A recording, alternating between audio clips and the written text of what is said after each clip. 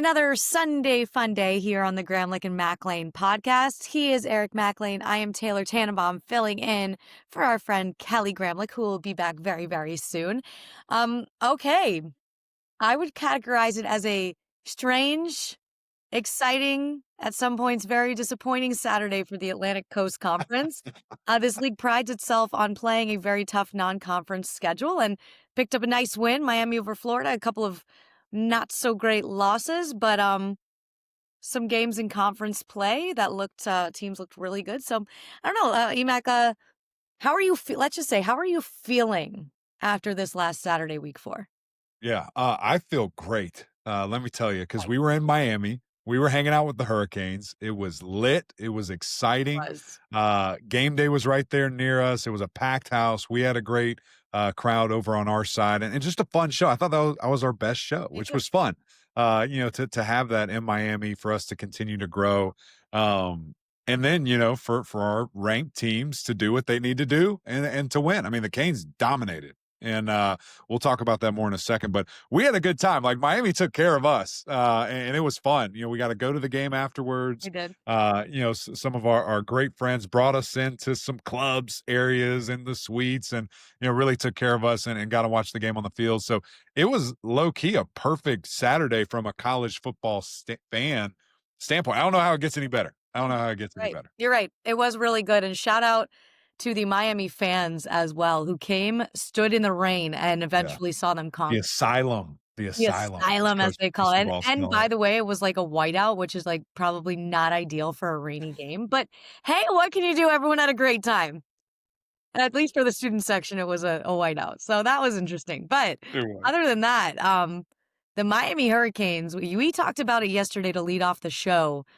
Are they, even though they were the 4th ranked team in the country per the AP poll, which is neither here nor there, are they the best team in the country? And you adamantly say yes. Confirmed against Florida? I think so. I think it even proves, my theory more that they're the most complete team. And if you're the most complete team and you're beating everybody, you're probably the best team, right now. And I don't see any weaknesses. They're playing a very talented Florida team. Now, the record is, I don't think, is indicative of the talent that they have on that roster. I agree. But in a pouring down rain game where you probably coming into it wanted to throw the ball a lot more Mhm. and push the ball downfield and get it to your playmakers, but they said, okay, let's ground and pound. Let's play bully ball. We will run this better than you can. We will shut down your run. We will eliminate anything that you want to do offensively, and we're just going to lean on you. Here we come. Right. And they did that flawlessly. I mean, 44 rushes for right under 200 yards, 3 touchdowns on the ground. This is a Florida team that had only given up 2 touchdowns all year. And these guys just punched him in the face time and time again. And there's that great shot of Mario just hammering his fist. He's saying, like, keep going. Like, let's go. Let's go to work. I was very impressed by that. And then just the tenacity, passion, dominance Mhm. from that defense was sick. I Yeah. mean, they were hitting dudes. And Ruben Bain is a freak. Like, there was that one play, you and I were on the sideline. There was that one play where he just like pounces on him. He just looks like a tiger. He's just pouncing on Lagaway there, bringing him down. You're just like, whoa. Like, that was freaky, for a guy to do that. Everything that I thought about Miami for sure confirmed, and the fact that they blew Florida should have been way worse if we're being Yeah. honest. I mean, Miami kind of shot themselves in the foot, put themselves in some weird situations in the first half. It should have been way worse score wise, but it just felt like it was brutal domination all game long. Yeah. So ultimately, the final score was 26-7. And there was a point in the third quarter, we finally made it down to the sideline because it had been raining. So we're like, let's go watch the game from the sideline Yeah, I'm soft. in the I'm third not quarter. standing in the rain. I'm not standing in the Yeah, rain. no, I'm no. soft. So we went down there and Miami had the lead. And then all of a sudden, Florida scores a touchdown in the third quarter. So it's now 13-7. It's a 1-score game. What's going to happen? Carson Beck throws a pick. Sort of forced it a little bit, but it was a great play by the defensive back. Great Like, play. like, Yeah. like he jumped the route. Great play. Credit to Florida. What happens after that, though? The defense comes up with a big stop. Florida elected to go for it on 4th and 3 at the start of the fourth quarter, which we thought was kind of questionable because it's a 1-score game. You're Mhm. in it at this point. Miami comes up with a big stop. You mentioned the defense. And then it sort of goes the other way. Later in that fourth quarter, they put together a 13 play, 80 yards, 7-minute drive, capped off with a I think it was a Fletcher, or was it Yeah. I think Marty, Marty had one and Fletcher Marty had one. Brown rushing They touchdown? scored 2 of them. It was Yeah, Marty they had Brown 2. first.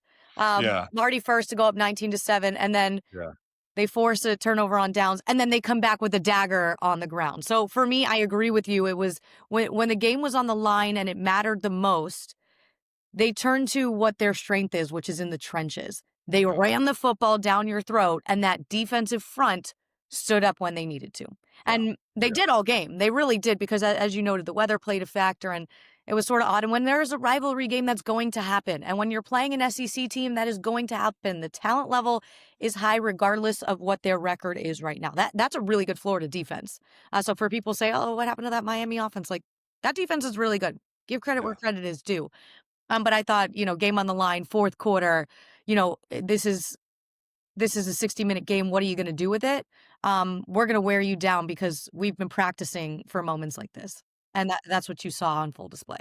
yeah. And I think when you even further dive into the defense, the fact that they only gave up 140 yards, 80 of which were rushing, held them to 60 passing. Man, that's crazy to look at. But the most telling stat, 0 of 13 I know. on third down. That is nuts for Miami to be able to force that. So unbelievable hire and Coach Heatherman, unbelievable buy-in from these guys. Great job retooling and rebirthing essentially that secondary for Miami. And then just having again, we're the bullies on the block. We're bigger, faster, stronger than you, and we're going to go straight through your face. I love that. And I love that mentality that they had. I'll tell you who else was really fun to watch. Now that we kind of know who he is, Notre Dame, it was all a guessing game. We're watching it for the first time and in person. Malachi Tony does so many things without the ball in his hand. Yeah. It is And amazing. he's having fun out there. You're just watching He's him having just like fun. the little kid, because he is. He's like 7. Legit. Yeah. It was crazy. I I mean, just bullying guys, trying to bait them into penalties, talking junk. I mean, it was awesome to Yeah. see. Yeah. Just watching 10 wherever he goes. I'm just eyeballing him. It was awesome. God, It and was he fun. has such a future ahead of him, which is Oh yeah. terrifying for anybody playing Yeah. against him. Yeah. But shout out to Mario and the crew, because this team looks different and it feels different. And look, 4-0 start for the third straight season. He's doing something there. But now, as we've alluded to previously, can you maintain that? They've done this the last couple of years. They've started 4-0 very fast with big wins over SEC teams. Texas A&M. Now you have Notre Dame. You have Florida. Great. Can you not lose silly games down the stretch when everything is in the palm of your hands? Right. Feel like this team's a little bit different. That's Right. just my takeaway. And now they get a I bye. agree. I agree. They get a And bye I week. think it's sustainable. I think it's sustainable. Bye week comes at a nice time. And then you've got national championship caliber game in a couple weeks. I know. Guess what? Be there. I don't know if we've announced that yet. Oh, we're probably going to be there. I mean, we obviously go to the best game in the conference for that week. So if you're going to argue against Florida State, Miami being the best game week 6, then I don't know what to tell you. Argue with your mama. That's the case. So that's a perfect segue to Florida State. They did not have a Power 4 non-conference game. They played Kent State, who has struggled against FBS opponents as of late. They've now lost 25 straight to FBS opponents, because Florida State said 66-10 is your final score, and that was being kind because you had the backups to the backups to the backups, probably recruits, honestly, out there on the field. By the time this I want to play. was over, get a real taste of what it's like to wear this uniform. Mike Norvell, after the game, called it an extraordinary night offensively. Of course.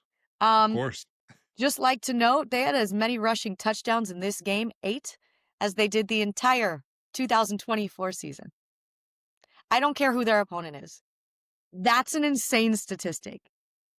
I don't know which is crazier, that they had 8 in one game on the ground, or that Right. we had 8 all of last year. All of it. Nonetheless, All of it. total dominance, start to finish. We keep saying, like, okay, how do you do against these opponents that maybe you could potentially overlook? What's the leadership and the culture like internally, Yeah. and how do you come out in that game? They came out hot, and it did not stop. And credit to Florida State, keeping the main Yeah. thing the main thing.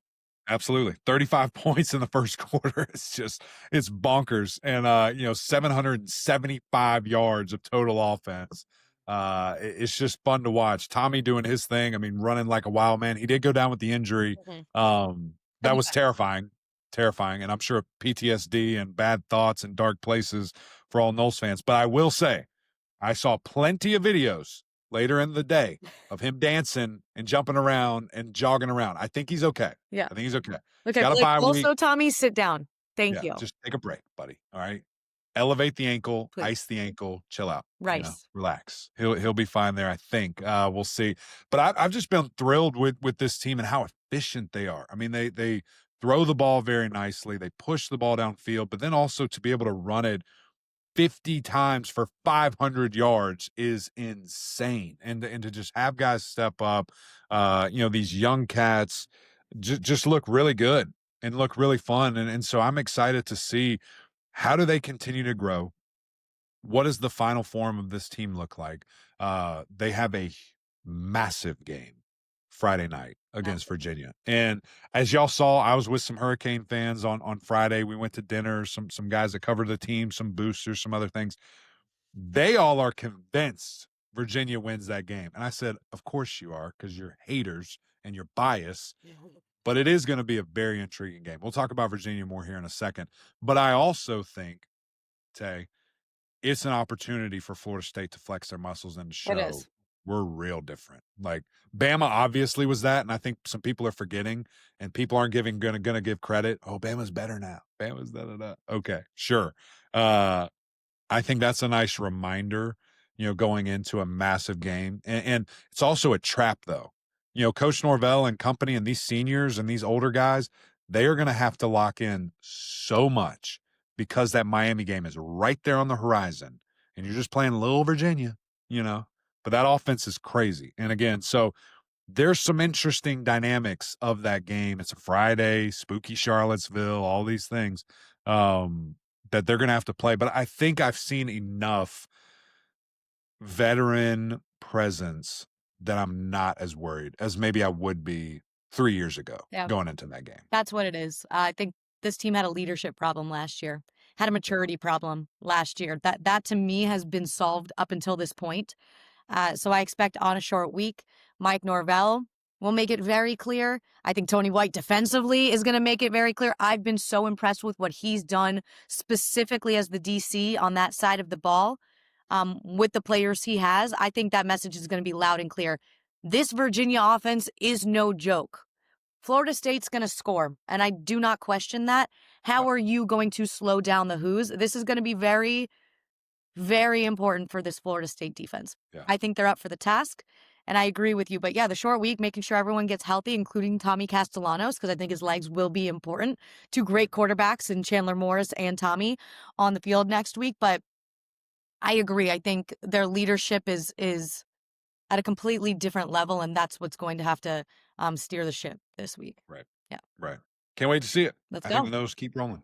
Keep rolling. Let's go. Keeping rolling. Georgia Tech.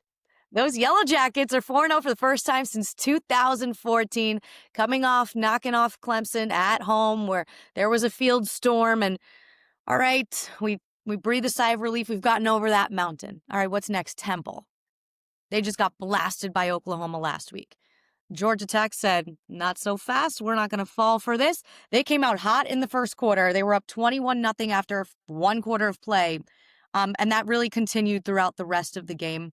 And once again, staying healthy is the main thing for them. Feels like they got out of it unscathed. That is the key. But for Brent Key and this team, I'm starting to continue to feel more confident in them as a contender for an ACC championship. Yeah, that's what's going to be interesting, just to pay attention to these guys and really everybody, because it's human nature for these 3 ranked teams that we have in the ACC that are playing at a very high level, have not tasted or had ripped away or have not been to the mountaintop in a while. And when you get to that and you are ascending quickly, there's other distractions. People telling you how good you are, people telling you how great you are, from the hunter to the hunted. A little bit more of a problem now for Georgia Tech. How do you deal with it? How are you able to maintain that? How do you keep the same edge as, oh, everybody doubts us? Because now people are telling you how great you are. That chip on your shoulders blasted away, So you got to create other ones, or you keep that same mentality. It will be fascinating just to see how they handle it. But this was a great start No, yeah. to be as dominant as they were running the football. 10 yards a rush, my gosh, that's Crazy. crazy. That's crazy. And it's not like they had, they had a couple, they had 160, a couple of 40s that obviously aid to that, but it's not like it was 70 yards, 70 yards, 70. I mean, it was some chunky, straight down your throat type of plays. And I love this team. I love their physicality. They have 1000% completely adopted who Coach Key is, who their quarterback is.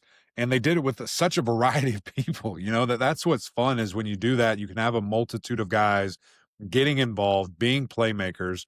And, now it's moving along because as we mentioned, you're going to be favored in every single game you play outside of maybe Georgia. And who knows how that swings at the Right. end. They'll probably still be the favorite regardless, but there's some expectation with that. And how do you play? You've got at Wake Forest next. We will be there. Cannot wait to be with both of those teams for Wake Forest the first time this year, Georgia Tech for the second time, and see how they capitalize. But then Virginia Tech. Then you're going to Duke, who we have seen really step up and play good. And Taylor knew that. I didn't. We'll talk about them a little bit more in a second. Of Syracuse team who looks great. Now, Stephen Jelly hurt. How different will they be? They looked fantastic against Clemson at NC State, which is a tough place to play, Mhm. at BC late in the year. And then you finish with Pitt and then, of course, Georgia, in Atlanta there at a neutral site. So Quote we'll unquote. see. I love Georgia Tech. I'm really interested to see. And they're getting hyped too. The boys over on game day, they were talking about who's going to be in the ACC championship. They said Miami and Georgia Tech. So let's see what you can do, Yellow That's Jackets. gonna make Let's the go. Tallahassee crowd in a couple weeks when Oh, game yeah. day probably goes there very happy. No, but to your point about keeping the chip on the shoulder, like how do you maintain that when you are playing so good and you have a number next to your name? They actually walked away from yesterday's game. Well, we're praising Georgia Tech for knocking off Temple and the final score is 45-24. It got to a point in that game where second quarter nothing really happened. Temple scored a touchdown. Georgia Tech offensively was kind of stagnant. That it was 21-14. Like the Owls got within striking distance, but then Georgia Tech responded. And after the game, coach was like, I don't want to be down because we won. Like at the end of the day, winning is hard. But like Mhm. we left a lot on the table. And Haynes King, who is basically Brent Key's mouthpiece, reiterated the same thing. Like, we still have a lot that we can do. So there are so Yeah. many coaching points still coming out of a game that they should have and did win in dominant fashion. But one other point, if we're going to talk about health and just, Haynes King has to stay healthy and making sure he's taking as few hits as possible. And how dominantly they run the football, 307 yards on the ground, as you alluded to. I think adding Malachi Hosley, the transfer from Penn, has been such a huge addition for this offense because you know what Haynes King's going to do running the ball. You know what Jamal Haynes is going to do running the ball. But there were times last year injuries held them back. Jamal Haynes was battling injuries all season long at the running Yeah. back position, and they didn't really have anyone to spell him. And I think there were points in the season that if they had help at that position, it could have been different. You could have Right. diversified the carries a little bit better. He's added such a dynamic element to what they can do in the run game. He had 5 carries for 59 yards, but a pair of touchdowns. So I just, sometimes it's about continuing to build on what you do. And they went into the portal and got another back. And I think Yeah. that's a small but important thing about this Georgia Tech team. Yeah, it's a huge deal. And Coach Key was very matter of fact about that when, KG and I talked to him in the preseason because we brought that up Mhm. and saying, you got these two guys that are elite, but they always get the ball and they're always touching it. And there wasn't any. And he said, that'll never happen again. Yep. He said, we're going to get other guys. Like we're going to have bodies, capable bodies, competitive bodies that will help us and put us in that position. And they put their money where their mouth was and they proved that. And now the guys are producing and the guys are demonstrating that was not only a great investment, but a great idea, Right. to have that. And that's key. Depth will always be the separator of good when good and great or great and good teams play. Do you have a little bit more in the tank? Do you have someone else you can go to that, can come in with fresh legs and deliver a strike, deliver a big play? And it seems like Georgia Tech has that. Yep. I agree. And as you noted, we're going to Wake Forest next. Looking forward to seeing them in person. A 5-0 start for the Jackets would be something. And Yeah. they've got some conference games under their belt. after next week. So I don't know. You start off with that Clemson win, and things are feeling pretty good for the Jackets. But I guess I should pivot. Should I pivot? I just said the word You're Clemson. gonna pivot and talk about how good Syracuse played? That's kind of you, Taylor. Yes, I actually think. Can we start there? Or would you rather Yes, would you as we rather should. but I think we should start with the positive because credit where credit is due. We are transitioning now to the Clemson Syracuse game in Death Valley. In case you missed it, Syracuse didn't just win. They decisively dominantly beat Clemson 34-21 there at Memorial Stadium. Um and I don't think you can discount what Fran Brown is doing in Central New York. He is 13-4 now in his first 2 seasons. Last year was a 10-win season. This year they're off to a great start. Their only loss is an early loss to a really good Tennessee team on a neutral site opening weekend. They came into Death Valley and essentially, after the game, Coach Fran Brown said, "We were playing to win the game. Let's see who we are, see what we're about, right?" And that's what they did. Opening drive, they ran the ball down Clemson's throat. Five Yeah. straight runs to start the game. Clemson was on their heels from the jump. They scored a touchdown. It's 7-0. Onside kick right after that. And Syracuse recovers. They march down. They convert a fourth down on that drive, and they inevitably kick a field goal to go up 10-0. They came in there to take a win. And that was the biggest difference to me is they are who they think they are. Like Right, Graham Brown makes them believe that they are a championship caliber team. And what he has right. done, building, obviously recruiting wise, we know he's one of the best recruiters in the entire country. He's literally won awards for that. But going into the portal and evaluating talent, I think has been some of the best evaluating in the country. Finding another quarterback in Steve Angeli, some of these playmakers like Jonte Cook coming in, an SEC player coming to Syracuse and doing what he's doing at the wide receiver position. Yassine Willis sitting behind LaQuint Allen last year, waiting for his turn at running back, and now he's the star of the ground game. They're building something in Central New York, and I think Yeah. this wasn't a fluke, EMAC, at all. I don't think so either, and it was, alarming how physically dominant, they looked. And that was kind of my point, pregame and, certainly on the podcast last week is okay. Georgia Tech punched Clemson in the mouth. That's what they do. Mhm. Syracuse doesn't do that. Well, they did.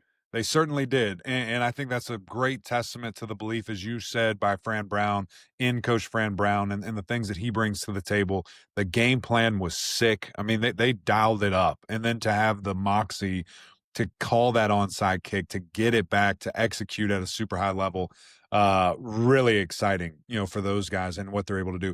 A little bit of a Debbie Downer note with Steve Angeli. I'm Ugh. not a doctor.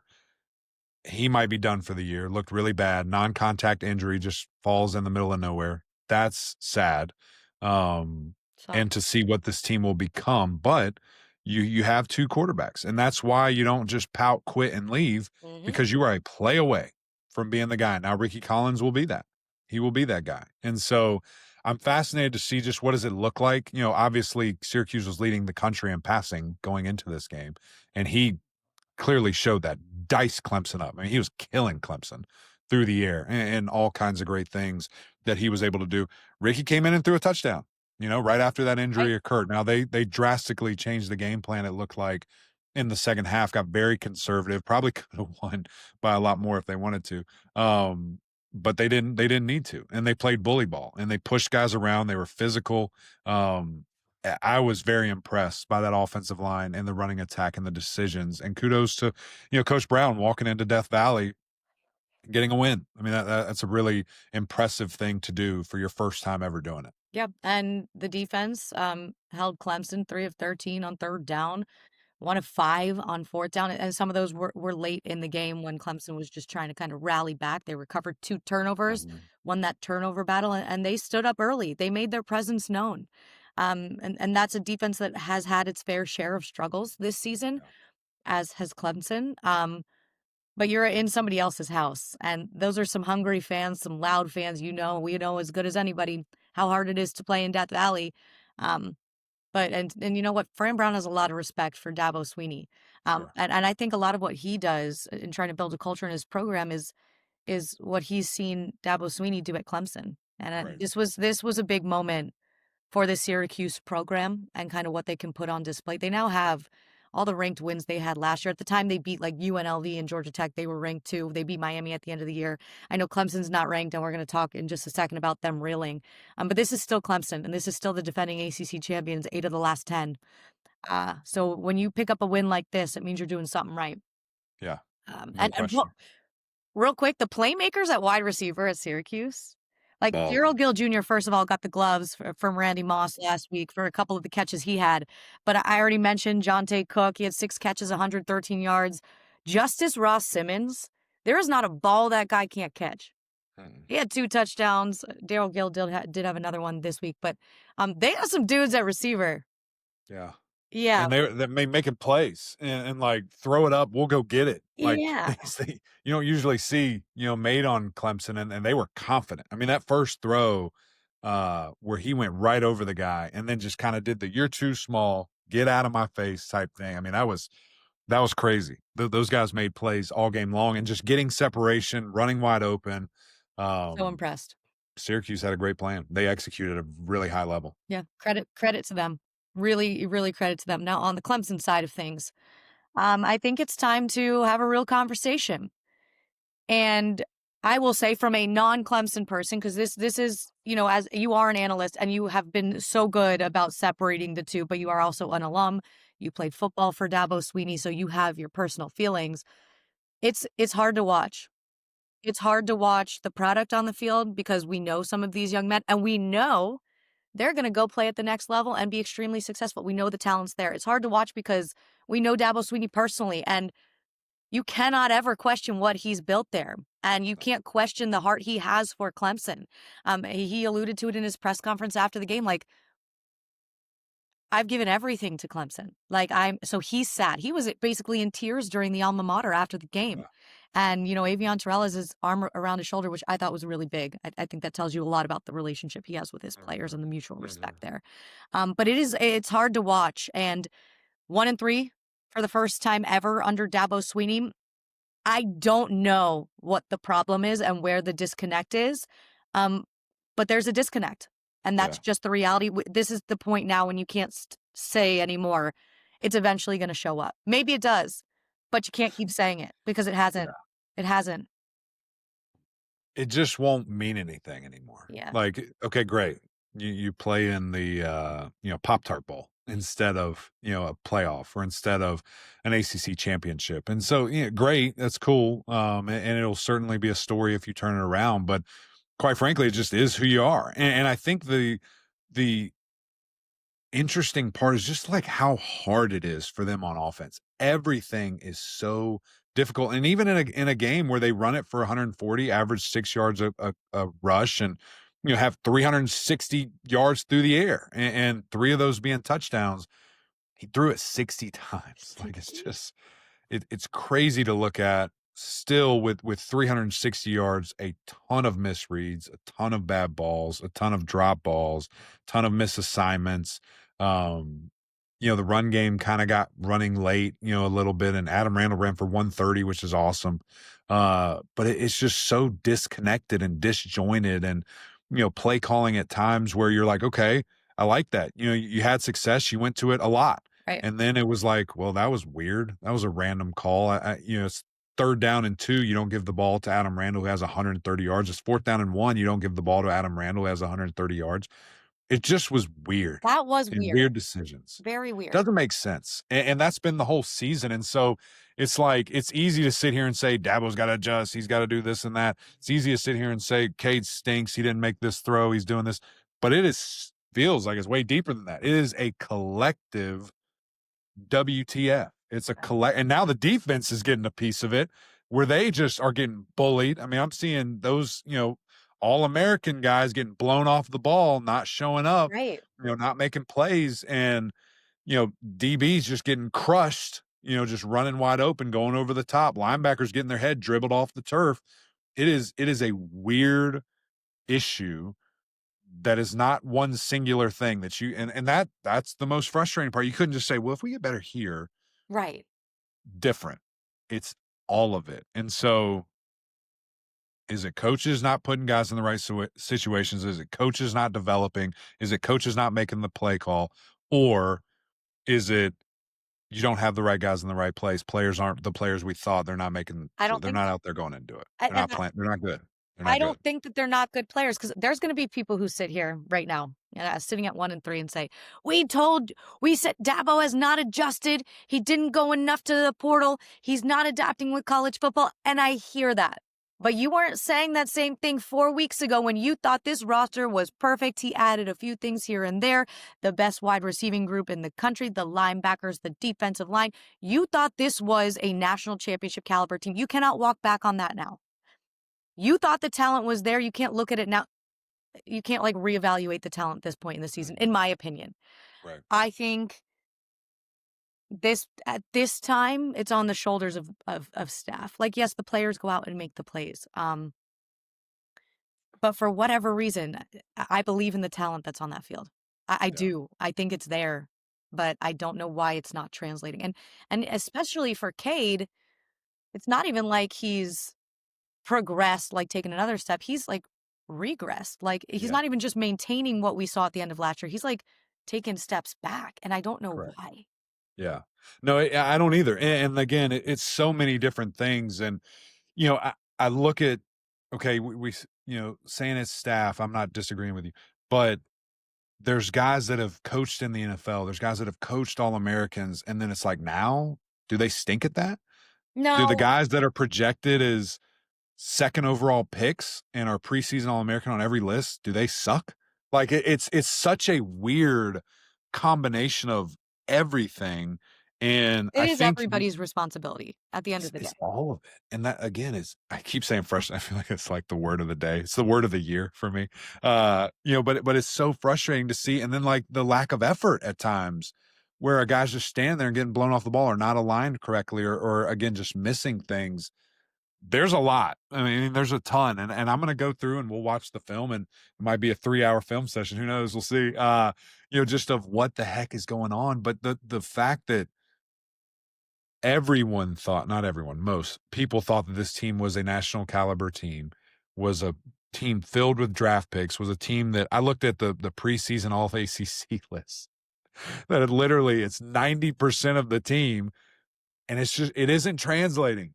And I don't know. I don't know. And I mean, There's no answers. And I don't think anyone knows because if they did, it wouldn't be happening. It's a very strange thing that is happening in Clemson. and I as a Florida State person, I look back at last year and what happened, and I think the team Yeah. is built very differently than Florida State was last Right. year. Right. And this culture has been set for a very long time under Dabo Sweeney, and they have had missteps and have rebounded very nicely year over year. But I look back at last year and it feels just in that same spot where it's like, it's there, but like, where is it? And what's Right. going on internally? And after last year, Florida State had to make some big changes and they looked in the mirror and realized something wasn't right. And I feel like they did that this offseason, Clemson. Yeah. And Yeah. for whatever reason, it's not translating. And they do have a bye week. Maybe that's good. Maybe they refocus. But coming out of that, they got a North Carolina team that is also reeling. So they have to decide. I don't know, EMAC, like when you are a team that has national championship expectations and now they're gone after week 4, Yeah. how do you still get up and go? Well, at that point, it's about just manhood and pride Yeah. and like legacy. Like, is this gonna be the worst Clemson team ever? Y'all gonna win one game all year? Like, Real legacy. is that what you're doing? It's totally for that. It's totally about pride. And honestly, if you want to be selfish about it, it's about the NFL. Yeah. Because guess what? All those NFL guys tanking. It's all tanking. The only guy that I would say is absolutely making money. Brian Wesco's not draft eligible, so he's not a part of this conversation because Right. he's balling. Yeah.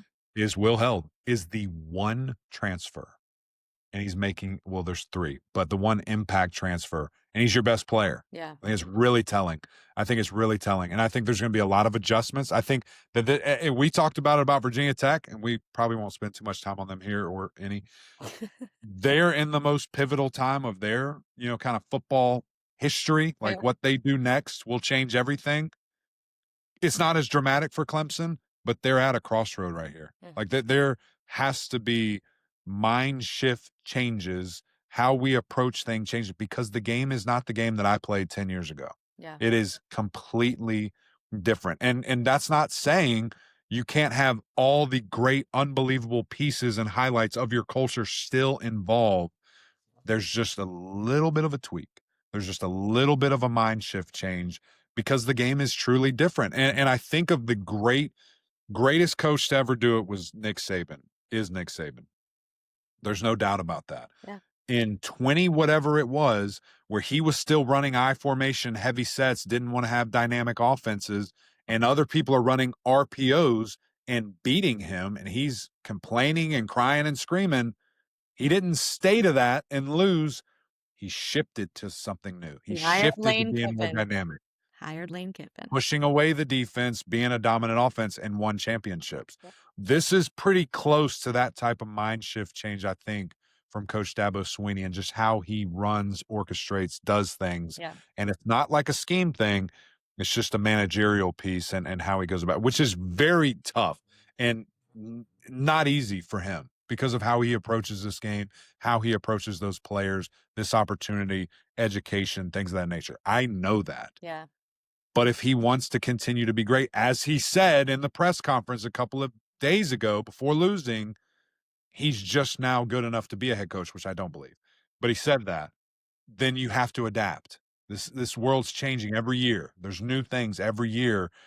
You have to adapt pieces of your game, not change completely, just adapt, Yeah. just tinker, just fine tune. I agree with you. And I do want to reiterate, I think he's the man for the job. I think Dabo Swinney is I a don't think anybody's questioning I that. don't I think when he came out and said that, it felt like such a weird, disconnected like thing. And I don't know if there's any tactic to it. I should have called him about it, honestly, just and to you still ask. can. You still can. I still can. But maybe, I maybe agree though. I don't think anyone's thinking that. maybe at this point, hitting this point, this rock bottom feeling is what he needs. Because look, last year they were pretty darn close, but they were saved by Syracuse and they made the playoff, and that sort of put a band-aid on some of Right. it. Now Good you're point. really facing reality, right? You're Yeah. really facing Yeah. that It's a reality. great point. It's a He great is point. still the man for the job. Last year you made the college football playoff. You can rest on that, but you still had 3 losses, and you still needed another team to help get you in. Yeah. But you don't want that to be the case. You want to be controlling your own destiny every year, like Clemson always did. Correct. So maybe just feeling this feeling and really being in this uncomfortable place is what they need. Yeah, we'll see. Who knows? It could propel them, kind of to greatness. We'll see. A little bit of a reset. We're gonna move on here, but quickly, I do want to give a message from our friends over at Ingles. We love them so much and appreciate their support. And we're in the thick of tailgating season, but it is closing quickly, y'all. Like it's crazy. We're going into week 5 this weekend, so you need to take advantage of this. You need to go to Ingles, load up them with all the great stuff they have. So quickly, a message from our friends over at Ingles, and then we're gonna dive through the rest of these games. Did you know Ingalls only sells USDA Choice and Prime cuts of meat? Maybe it's time to reward yourself. Our butchers cut all our meat fresh in the store every day. Grass-fed, organic, you name it. Not only that, we'll even cut it to order just the way you like it. And we grind meat fresh in the store multiple times a day. It's all in the bag. That's the best meat in town for the best folks in town. Ingalls. Low prices. Love the savings. Okay. So big shout out to Ingles. Now I'm in the mood for like a cheeseburger with some mac and cheese and some potato salad. That sounds really good. Okay. Right now. Positive side, the Duke Blue Devils coming off back-to-back losses, hosting NC State. High scoring affair there in Durham. The things that ailed Duke for the last couple of weeks, the stupid penalties, the missed opportunities in the red zone, the turnovers from Darian Mensah and the rest of the team. That was all NC State in this game. NC State turned it over a ton, 4 times. They struggled in the red zone. Duke, perfect in the red zone. And what do you know? Blue Devils, when that's not happening to you, it's happening to the other team, they come out with a win. And I think it was an important win for Duke because we believe that there's potential there. And they're now 1-0 in ACC play. Yeah. I will say you believed a little bit more. I was starting to take a step off the bus, kind of looking back, who's still on here, type of thing. Cause they kept hurting themselves. And they had a bunch of penalties in this game too. They have to clean that up. You're not going to beat great teams if you kind of hurt yourself that way. But the turnovers, you're right, they totally were able to take advantage of that. Pretty uncharacteristic from CJ Bailey, 3 picks there, some fumbles and things of that nature that we haven't really seen from him. But give credit to this Duke defense to force that issue and to make things happen. And you mentioned NC State with missed opportunities, missing it on downs, turnovers here and there. That you can't beat a conference opponent when you do that. No. And it's already difficult to win enough, but when you do that to yourself, it makes it even more difficult. Continuing to love what I see from Hollywood Smothers. I mean, that dude's a beast. It's fun to watch. He is an absolute freak of nature. CJ threw it 1 billion yards. He threw it for 360 in 2 tutties, but there was just some other decisions there that I know he wants back. But I also love what I saw from Duke running the football, and Anderson Castle there with a big 66-yard touchdown and some other really impactful plays, kind of iced the game. It was fun. It was a fun game to watch. I knew the over was going to smash. I mean, that we knew that from these defenses kind of, hemorrhaging at times here. But good momentum for Duke to be undefeated in conference. And now an NC State team, you just got to rally back. Got to get back to who you are and what you want to be. Yeah, they've had some close wins, NC State, and this one unfortunately just did not go their way. But the good news for Dave Dorn and his team, you clean up those mistakes that hadn't been showing up really in the other games. Your run game was still there, which will travel certainly. You have a quarterback that we know is good who just made some uncharacteristic mistakes. They're going to pick up plenty of wins, in my opinion, in the ACC. So they host Virginia Tech next. Duke is going to Syracuse. So how about that? Both those teams are going to feel really good coming up here next. But identity was the main point going into this game for Duke, and I felt like you saw more of that true Manny Diaz Duke identity on display. We alluded to it earlier in the show, Emac, but don't look now, but Virginia's still scoring and racking up yards on offense. Chandler Morris transfers in from North Texas, and they made some tweaks and they've made some investment football-wise there in Charlottesville. And they look pretty darn good, pulling off a huge win over Stanford, double-digit win, and continuing to pile on the points and the yards. Yeah, they look great. This offense looks so good, so balanced, really fun attack, getting great yards per rush. I mean, to run it for 200 plus on a team, an ACC team, that's impressive to see. But Chandler also, his decisions, he can throw the heck out of that football, and it's just fun to see. But I have to say, I was most impressed with the defense killing Stanford. I mean, this was a Stanford team that we just saw bounce back, get physical the last couple of weeks, run the ball for 1 billion yards, and they were shut down to 1 yard per rush. That is awesome, for a Virginia defense to be able to do that. You will taste that on times 10 steroids, what you're going to face Friday night with FSU that we just talked about.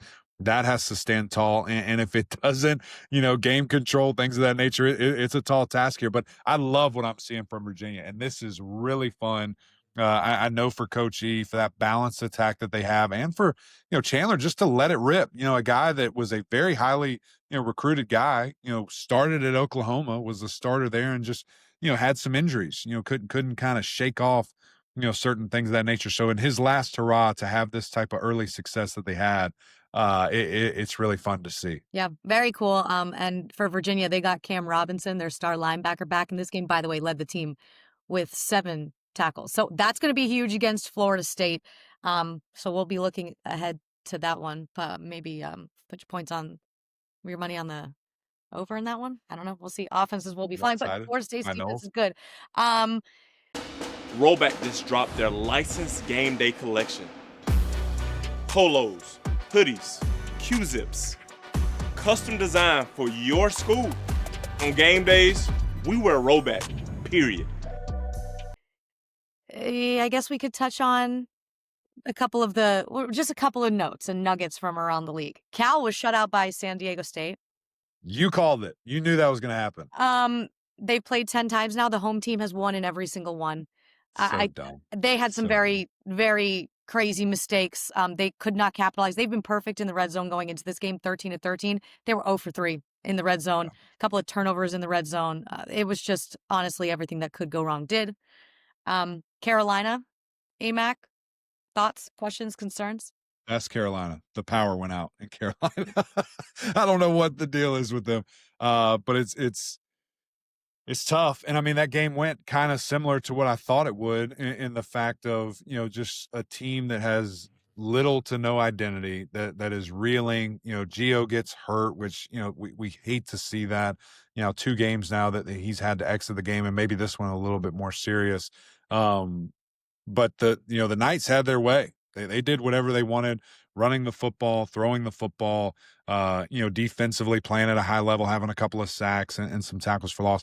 Carolina's got to figure it out. And I just don't know if they have the guys to do so. I don't know if they can. They play Clemson in a couple of weeks, and that game might be like on Cartoon Network at 9 a.m. I mean, it's crazy to see those 2 teams right now. It's not ideal. Not what you expected at the start of the season. Certainly, I know what people had high expectations for things happening in Chapel Hill, and while you have a Super Bowl winning head coach like that's a depleted roster, and there's just a little too much going on for it to be any kind of consistent, in my opinion, this season. And SMU, maybe we could have touched on this earlier, but we'll touch on it at the end. Had their chances against TCU, but once again, Rhett Lashley, the head coach for the Mustangs, spoke about it after the game. The bookends. TCU started fast, had a double-digit lead early. SMU able to rally back, took the lead, had it in the fourth quarter, but once again couldn't close. And it was really due to a couple of explosive plays, like a couple of missed tackles, or the difference between a win and a loss. And it's a tough one, but guess what? SMU still hasn't played a conference game. So everything's still ahead in the ACC. Yeah, big deal. Big opportunity, for them. And this game went probably is exactly as I thought it would. I just think they're struggling at corner. I think they have struggled at corner, and TCU was able to take unbelievable advantage of that. They saw a mismatch with Eric McAllister there, and they ran the same play twice for a 70 and like a 60-yard touchdown, just a little slant, and take it to the house, get vertical. In a hurry there. And shout out to Josh Hoover. I mean, that guy can sling it, right at 400 yards, 5 touchdowns.